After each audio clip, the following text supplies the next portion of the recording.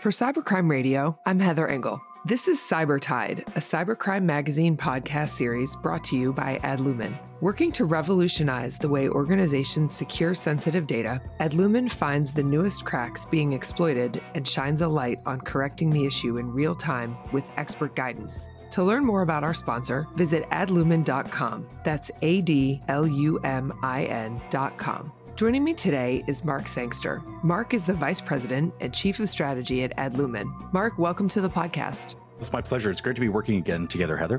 So in this podcast, we dive into the latest updates and advancements in cybersecurity frameworks and best practices. And today we're focusing on the recently released version 2.0 of the widely adopted NIST Cybersecurity Framework, also known as the CSF. So Mark, what can you tell us about the NIST Cybersecurity Framework? What is it? Where did it come from? And most importantly, who should be using it? Well, the framework itself was established by, of course, the National Institute of Standards and Technology. And they did this, I think back in the early 2000s. And it was the first, I think, big framework that tried to encapsulate all the different factors in cybersecurity and protecting an organization and to build those across a kind of, if you almost think about it, like a life cycle of an attack. So things like identifying what the threats might be, protecting the organization, being able to detect suspicious activity and so on, be able to respond to that, and then ultimately be able to recover. Now, 2 years ago, they started the 2.0 framework. They finally ratified and published in late February of 2024. And I think some of the big things that we see now in this framework and why I think it's so useful for organizations is that they've added some additional features like govern as an example. And that's one of the things that probably people like you and me, we've been preaching. So it's important to see that. And some of the language I think has also changed around things like, I would call them sort of task-based inventory up into now it's about maintaining and managing. And I think that's also an important nuance. Right. And we talk a lot about continuous monitoring in our industry. Does version 2.0 give us more information and more guidance on continuous monitoring?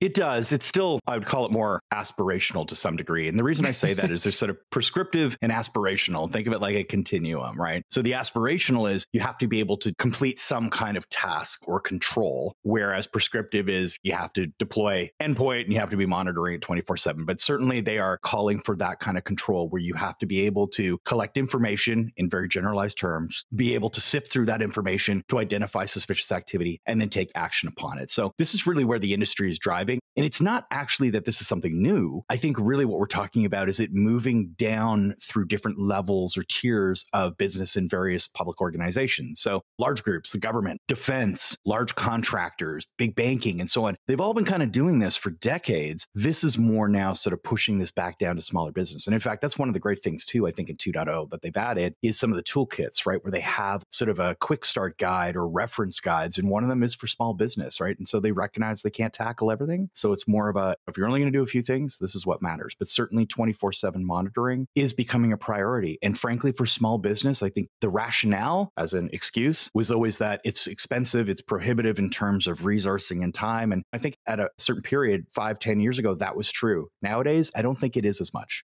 So one thing that we know is that most industries, and you mentioned banking and you mentioned a couple others, they have specific regulatory requirements already. Is there a reason that an organization might choose to implement multiple frameworks? And are there any industries, specifically you mentioned small businesses, that the cybersecurity framework is a particularly good fit?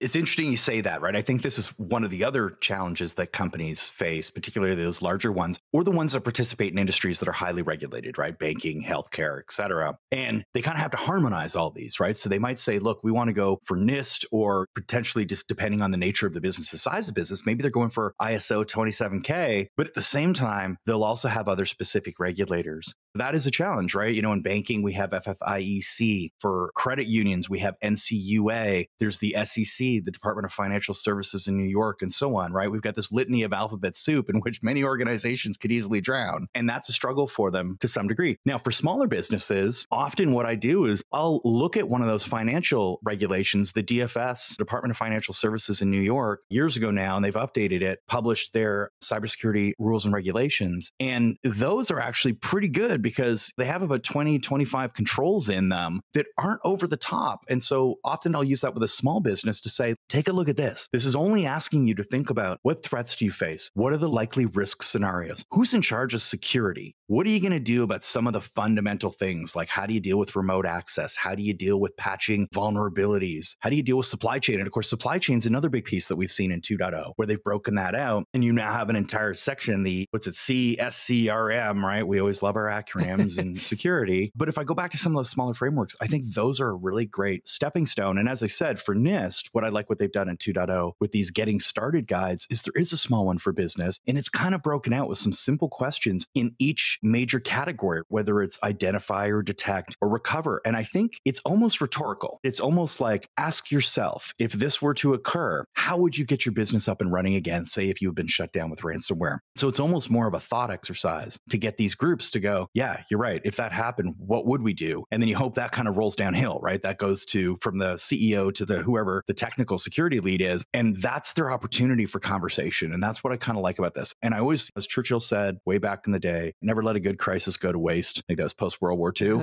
Same idea here, right? Whenever there's some kind of tectonic change, it's just sort of another milestone that you can use to open that dialogue and engage with the non-technical leadership. I think you make a really great point. We have to be able to ask ourselves these questions about the actual risk. For a while, it felt like we were so focused on the framework and checking the boxes and getting everything implemented exactly the way the framework said that we forgot to look at it in the context of risk. And I think it's great to see the industry starting to shift back into asking those rhetorical questions like, what would happen if X, and how do we deal with it? Agreed. And I think the way I'd put this is it's a bit like we forgot what the spirit of the law is about, and we've worried too much about the letter of the law. Now, that said, probably a lot of that has come from regulatory pressures. So our behaviors, of course, are going to be carved out and shaped by whatever forces impact us. So effectively, if that regulator is coming along and saying, well, from the spirit of the law, we're doing the right things, but you're right, I couldn't check this box and I'm going to get penalized for it. I'm going to check the box regardless of whether or not that's good for the organization. So I think there's two things there. One is, remember, it's about the spirit and let's have more of an open mind about it. But I think the second thing is also to recognize that companies are doing this because of the fact that they're trying to avoid penalties. And that's not what you want them to do as a risk factor. Yes, one of the risks to the business will be financial losses based on settlements or penalties from a regulator, but that shouldn't be the driving one. The driving one should be, I want to protect my business. I don't want my operation to go down because I'm serving patients in a small town. I'm going to affect my stakeholders, my investors, and my clients or my customers. That's what should matter, right? And I think somehow when it comes to this stuff, we lose it. And there's a model I use in cybersecurity that actually came from healthcare called COMB, C-O-M-B. You provide capability, opportunity, and motivation, the proper motivation, and that leads to behavioral change. And that was actually developed in trauma centers, emergency rooms, where they were seeing impacts on patient outcomes because of time rush, right? It's crazy. It's frenetic. Doctors don't have the right time or enough time to make these critical decisions. And sometimes it works and sometimes it doesn't. So they were trying to find ways of making them sort of slow down, think about it, get the right information before taking the next step. And that's the model they came up with, because before that, it was sort of a punishment-based model. If you screwed up, you went in front of a party of your peers and they told you all the things you did wrong. That's not going to make anybody feel good or help motivate them to do the right thing. So I think it's a little bit of the same with regulators, right? Like, don't walk in with a big stick. You're there to protect that organization. That's your job, right? Is to make sure the industry is protected. Don't look at the industry players as sort of guilty parties who are trying to cheat the system. We'll be right back after a quick word from our sponsor. Security teams are often stretched thin and are faced with increasing cyber threats like ransomware and data theft. Adlumin is the security operations platform that simplifies complexity and keeps organizations of all sizes secure. Its innovative technology and seamless integrations create a feature-rich platform that includes everything a sophisticated security team needs. Adlumin empowers organizations with the collaboration and transparency required to establish a mature defense. The platform capabilities include SIEM, threat hunting, incident response, penetration testing, vulnerability management, darknet exposure monitoring, compliance reporting support, and more. Join the conversation and explore how Adlumin can enhance your security program and decrease your workload so you can reclaim time. Visit adlumin.com. And now, back to the podcast.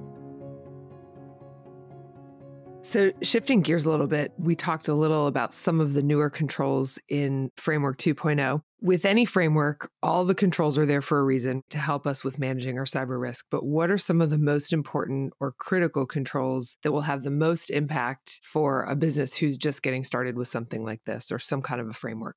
One is to think about all of these controls. They didn't just make them up. right? They do have groups of experts who get together and kind of brainstorm and start pulling, best practices from every corner of their industries. And then they do go through a large ratification period. There's open periods like with NIST, for example, where it's published and everyone gets a chance to kind of chime in and agree, disagree, make recommendations and suggestions, and so on. So first off, the controls are there for a good reason. They are the fruits of experience, which has probably been gained rather painfully. But when I think about it for any organization that's starting, it's like we always say, right? If you can't set an objective and you can't set a goal, you're never going to know where you're going. You're never going to know if you've reached it. You have no way to measure it, and so on. So I think one of the biggest first controls is within that governing piece is to understand what are the risks that face your organization and think of them in terms of the business. Don't say, oh, we're going to get hacked. Think of it as a business loss, as reputational damage, as operational disruption. And one of the exercises I do with organizations with this is when we think about any security paradigm, it's about confidentiality, integrity, and accessibility. And I think really that CIA triangle is going to vary across an organization. We're going to say to them, okay, which one matters most? So